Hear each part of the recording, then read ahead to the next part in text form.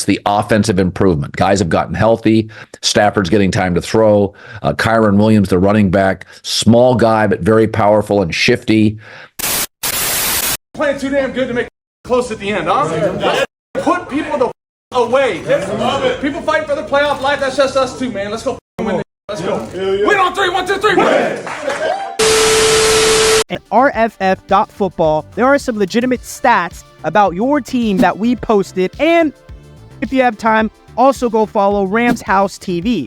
The first one that we saw is that Puka Nacua is just 129 yards away from surpassing Jamar Chase's rookie receiving yard record with 1,455 that was set in 2021, and he has 2 games left to do it. Of course, all of you know at this point in time, my favorite team are the Cincinnati Bengals. Those are my guys. That's the squad.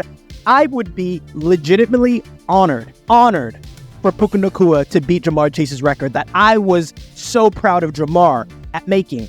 I would be honored if Puka Nacua was able to do that. Another one, Matthew Stafford's last games have been legitimately fire. Against the Arizona Cardinals, 229 yards for 4 touchdowns.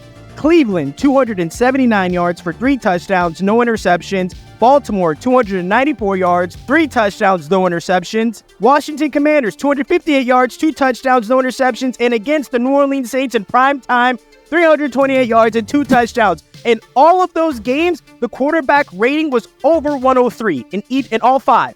You guys are officially playoff ready. How does it feel? Your team is in. They're in playoff mode. And as of right now, I believe if the season ended, they're playing the Dallas Cowboys.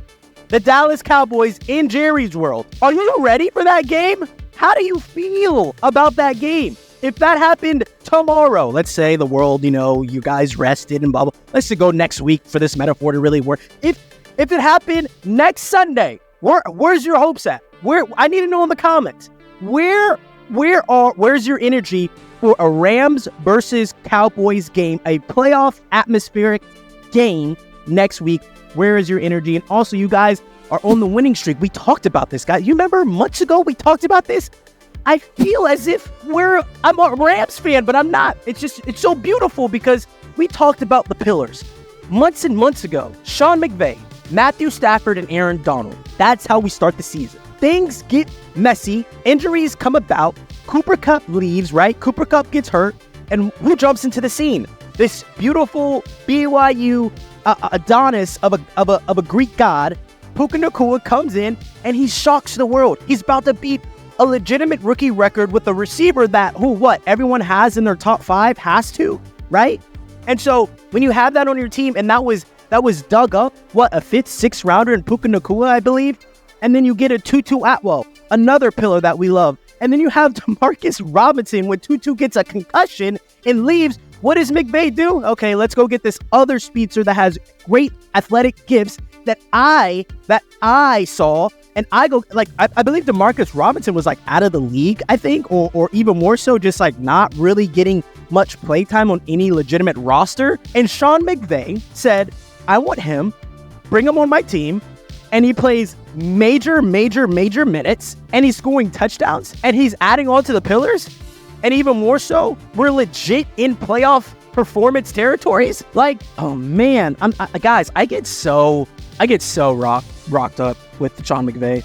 He's the only coach. I mean, I'm not going to say that. There's a lot of coaches that get me rocked up. I just love the NFL. But man, there's something about Sean. When you see these interviews of the players in the locker room, and it's just there's always multiple ways to coach, right? You have the CEO way, where it's kind of like a Bill Belichick, my way or highway kind of thing. You could be personable, but it really is more of a business atmosphere. And then you have a Sean McVay, a players coach is what they would call it. And it's these guys don't want to let him down because they understand everything he's doing, everything he's moving in the background. And it's just so beautiful to see, honestly. And then as we talked about last time too, once upon a time, you would ask someone, let's say in the beginning of the season, who are the top 5 quarterbacks, who are the top 10 quarterbacks? I'm going to humbly say I was in this group too, all right? This is accountability. This is being humbled. Where's Matthew Stafford in that? Man, his injuries, they're stacking up. The arm, is it still what it was? I don't really know about this offensive line. Are they going to be able to keep them upright? Cooper Kupp keeps getting hurt. What do they really have at the receiving core? There's so many of those things where I was like, that's tough to put them in the top 10, boy. Right now, today, and this is funny because I just had a discussion with my homeboys pretty much about, MVP, and I'm like, it's Dak season or CMC season.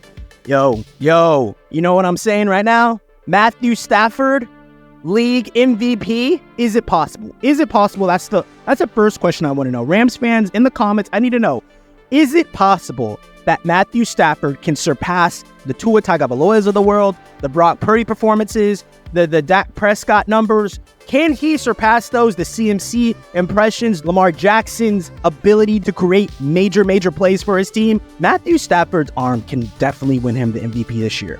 100%. 100%. And he said it at the beginning of the year. What did he say? He said, hey, I've never felt better in my life, dang near. In years, dang near. His arm's ready to go. He's whipping that thing. These side arm throws to the boundary, to the sideline, these are not throws that most people can make. I mean, you have to have a baseball background in order to make these throws. You have to. I would honestly say, and as a Joe Burrow fan, who I am, I got to be accountable. That sideline pass that he had to Demarcus Robinson, Matthew Stafford makes them. I don't think Joe Burrow can make them off one leg, leaning back, all arm, no body, no lower body whatsoever. That's a Patrick Mahomes, Matthew Stafford pass only, the baseball background. Maybe Josh Allen can get it there, but it's not going to be as accurate. Guys, we're living in a time where you cannot make a legitimate decision on a team until like week 14, week 15, right? So all the hey, this team's better than this team. No, this team's done. This team needs to go to the draft books. Week 15 needs to be the time where everyone tells the story of who's actually the great ones, right? Week 15 is when that happens. Another major performer, two. Actually, okay, I'm going to do one. Kobe Turner, rookie out of Wake Forest, your defensive tackle. If you don't know, now you know, has 6.5 sacks on the season.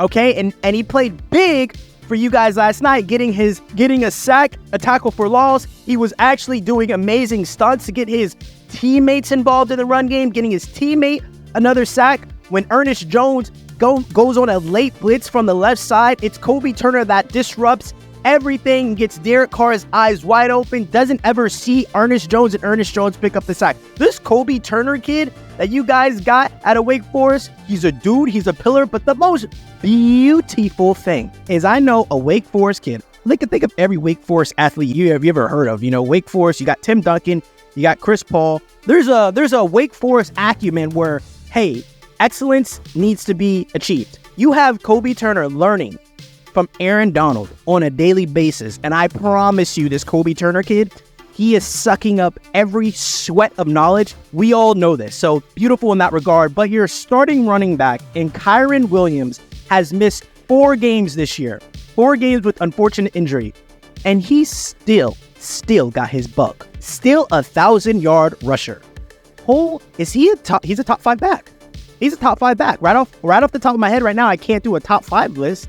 It takes time to make those, but he's a top 5 dude. Who misses 4 games and still goes over a buck today? Who? Kyren Williams on Thursday Night Football toted the rock 22 times for 104 yards on the ground and got us a rushing touchdown. Like, he is really, I'll say it like this.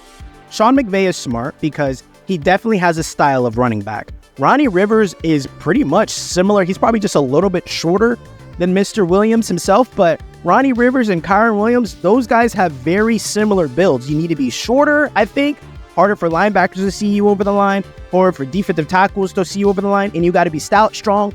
Wimpy one-arm tackles aren't going to really hurt. Have a short burst, low center of gravity, be able to pick your lanes wisely. Sean McVay is a genius. I'm going to meet this guy one day, and I promise you, I'll film it, and you all will see it. And I'm gonna have him say hi to all you guys. Oh my gosh. I just love what this team is doing. And guys, don't forget, like, comment, and subscribe.